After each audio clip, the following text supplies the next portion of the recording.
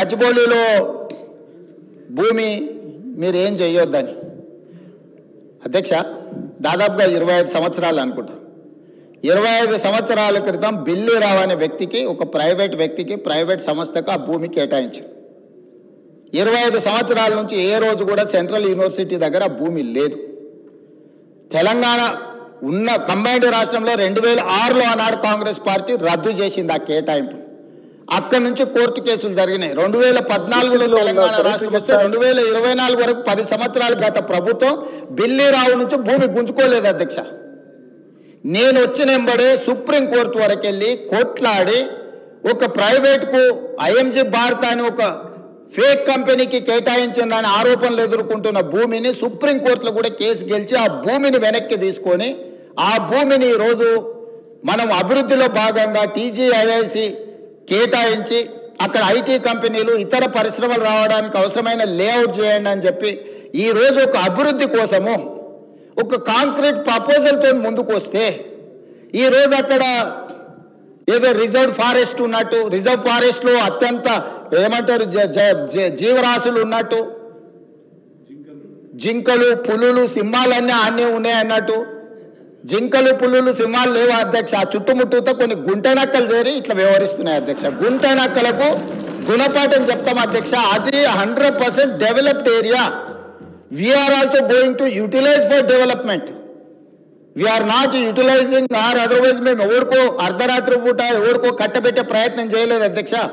Perfect development చేసి open auction ద్వారా అంతర్జాతీయ స్థాయి సంస్థల్ని పెట్టుబడులు పెట్టడానికి భూమిని తెలంగాణ ఇండస్ట్రియల్ ఇన్ఫ్రాస్ట్రక్చర్ కార్పొరేషన్ ద్వారా ఆ పెట్టుబడులను ఆకర్షించడం కోసం ఈరోజు ఒక ప్రణాళికబద్ధమైన డెవలప్మెంట్ చేయడానికి మేము ముందుకు వస్తే ఇవాళ దాన్ని అడ్డుకునే ప్రయత్నం చేస్తున్నారు అధ్యక్ష.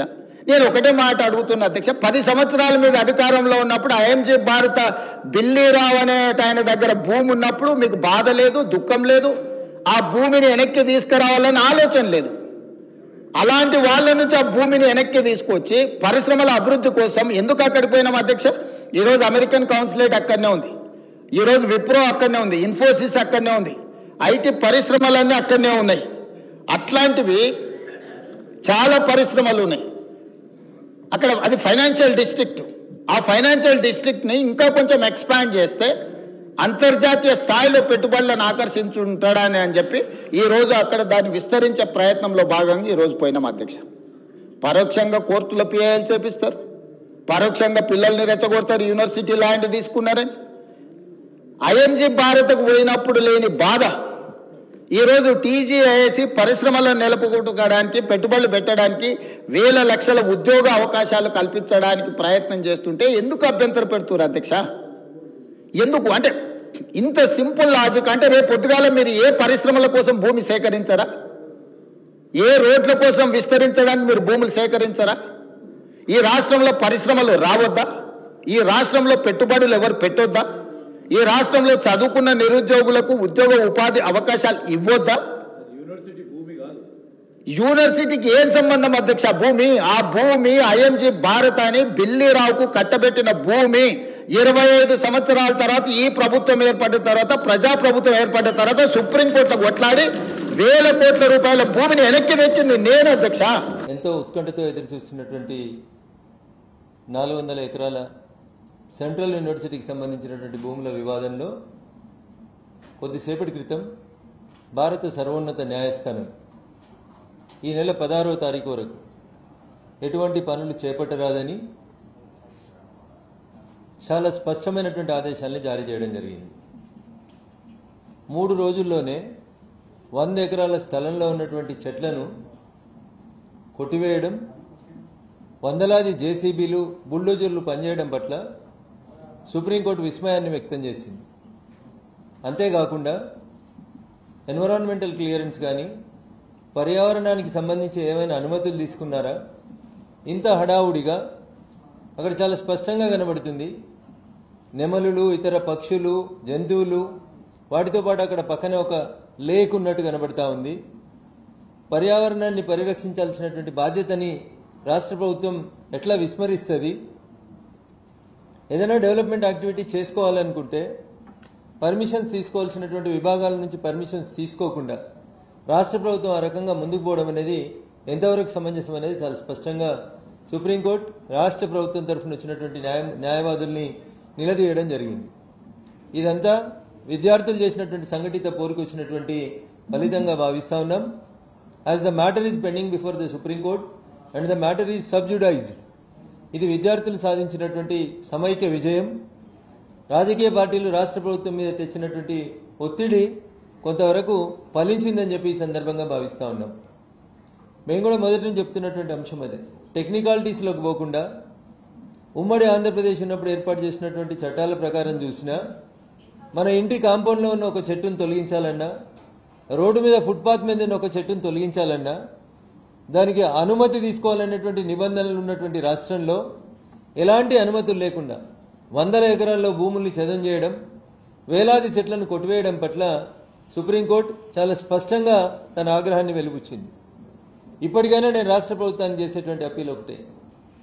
ఆ భూమి మీది మాది 1973లో ఇందిరమ్మ ఇచ్చింది, తర్వాత వీళ్ళు అమ్ముకున్నారు, వాళ్ళు అమ్ముకున్నారు, వాళ్ళు రోడేసిర్రు, వీళ్ళు రోడేసిర్రు, ఇట్లాంటి వ్యక్తిగతమైనటువంటి ప్రతిష్టలకు పోకుండా మీరే చెప్తారు మేమన్నీ ఉచితంగా ఇస్తాం, ఇందిరమ్మ రాజ్యంలో అన్ని ఫ్రీగా ఇవ్వాలని కోరుకుంటున్నామని చెప్పిండ్రు. ఇదే సెంట్రల్ యూనివర్సిటీలో మీడియా మిత్రులందరూ గుర్తుండి ఉంటుంది. ఒక చిన్న సంఘటన జరిగినప్పుడు ఇవాళ లోక్సభలో ప్రతిపక్ష నాయకుడిగా ఉన్నటువంటి రాహుల్ గాంధీ గారు ఎన్నిసార్లు హైదరాబాద్ విజిట్ చేసినారు, ఎన్నిసార్లు విద్యార్థుల్ని కలిసినారు, ఎన్నిసార్లు అక్కడ మాట్లాడినారు అనేది మనం అందరం చూస్తున్నాం. ఈరోజు మీ మాట జవదాట అని చెప్తున్నటువంటి ముఖ్యమంత్రి, మీ మాటనే తుది మాట అని చెప్తున్నటువంటి తెలంగాణ రాష్ట్ర ముఖ్యమంత్రి గారు ఈ రకంగా అక్కడ జరుగుతున్నటువంటి చెట్ల కొట్టివేతలో కానీ పర్యావరణ పరిరక్షణ విషయం లోపల కానీ విఫలం చెందితే విద్యార్థులు రోడ్డు మీదకి వచ్చినప్పుడు పోలీసులు తెలంగాణ ప్రభుత్వం అమానవీయంగా ప్రవర్తించినటువంటి విషయాన్ని లోక్సభలో ప్రతిపక్ష నాయకుడు రాహుల్ గాంధీ గారు ఎందుకు ఖండించలేకపోయినరో తెలంగాణ సమాజానికి చెప్పాల్సినటువంటి అవసరం ఉంది. నిన్ననే మీరు ఇద్దరు కలిసి ధర్నాలో ఒక వేదిక మీద కూర్చున్నారు ఢిల్లీలో.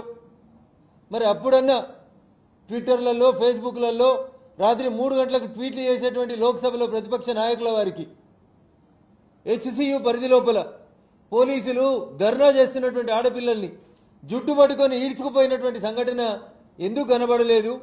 ఎందుకు ముఖ్యమంత్రి గారిని ఇట్లాంటి తప్పు పనులు చేస్తా ఉన్నావు? విద్యార్థులతో ఎందుకు గొడవ పడతా ఉన్నావు?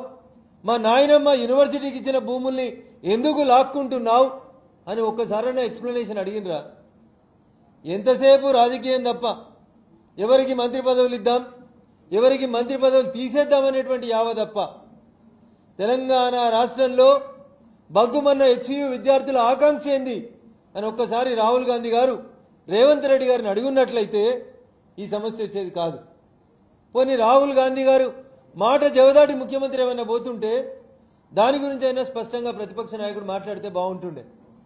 నేను మరొకసారి చెప్తా ఉన్నా, కోర్టులో ఉన్న విషయం మీద ఇంతకంటే ఎక్కువ మాట్లాడడం సబ్జుడీస్ అవుతుంది. కాబట్టి హెచ్సియు విద్యార్థులు ముక్త కంఠంతో జరిపినటువంటి పోరాటానికి ఫలితంగా ఈరోజు వచ్చినటువంటి తీర్పు విద్యార్థులకు అనుకూలంగా కనబడుతుందని చెప్పి దాన్ని మనం ఇంటర్ప్రిట్ చేసుకోవాలి.